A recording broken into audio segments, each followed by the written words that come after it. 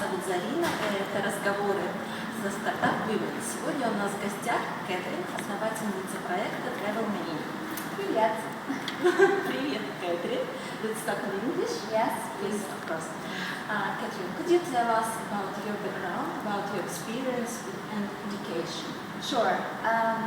My background is primarily in media and in finance. It's a combination of the two, really. I went to the London School of Economics for undergraduate degree and studied philosophy and economics, and then actually joined a startup because I immediately graduated into the internet boom of the late 1990s. So I joined a company called lastminute.com when they were about 30 people, and that company, was a fabulous, experience because they grew from 30 to 600 people within 2 years. So it was really, really fun. And after that, I spent some time in investment banking, working for Lehman Brothers in mergers and acquisitions, so for media companies. So it's always been media. Then I met Nina actually doing my Harvard Business School MBA. And after that, went back to Europe to work and head up mergers and acquisitions for Warner Music in international countries outside of the US. And that was what brought me first to Russia, because in 2006 I did 2 projects for Warner Music in Russia with a couple of Warner Music's partners there, in order to evaluate the distribution of music in Russia, as well as to do a TV talent show like American Idol in Russia.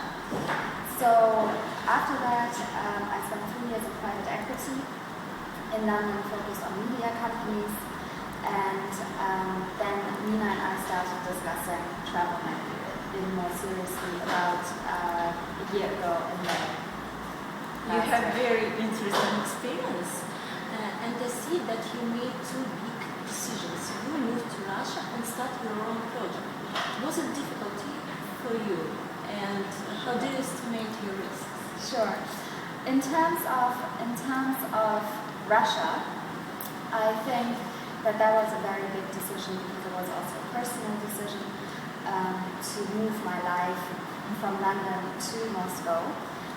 It's a bit of an adventure. Yes, of course.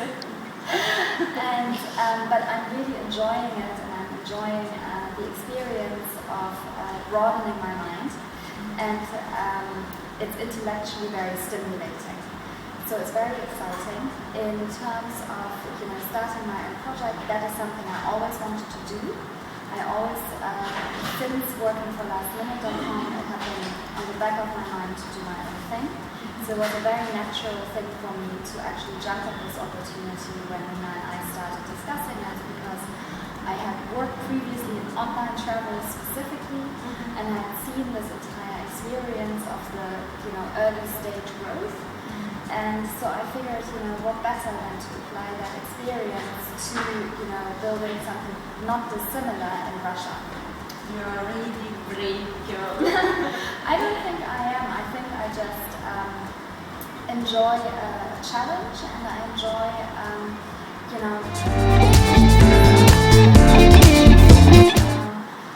it's every day different to be an entrepreneur. While in every big company you kind of do a very similar job all the time.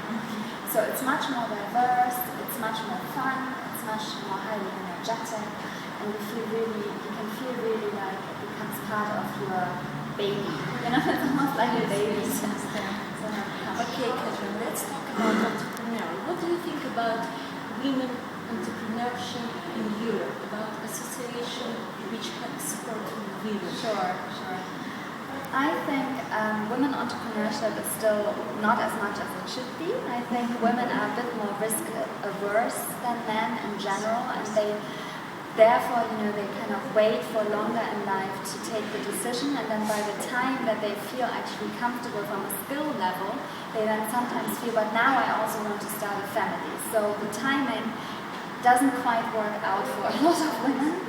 So that's the first thing. I think the other thing is that the support structure is just still not there for women also in terms of raising financing. It is much harder for women to convince investors who are primarily male that they should invest in companies led by women, because investors will always have it on the back of their mind, but how is this woman going to manage her private life?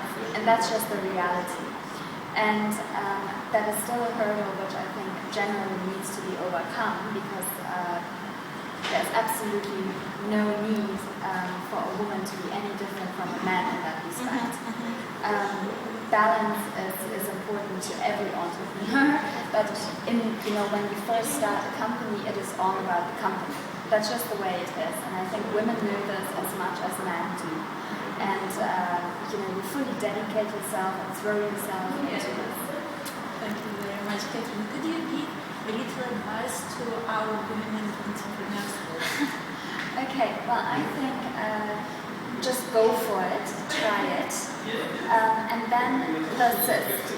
I feel like it's very important to just not give up. To be an entrepreneur means that you have to be able to adapt quickly to a change in circumstances. So it's not like you come up one day and this is the brilliant idea and that idea will never change. I think you come up one day and you come up with an idea which is a certain way, and then every day you learn something new and you actually adapt your idea to the change in circumstances, and you have to be comfortable with that evolution of the idea. You have to be comfortable and just persist.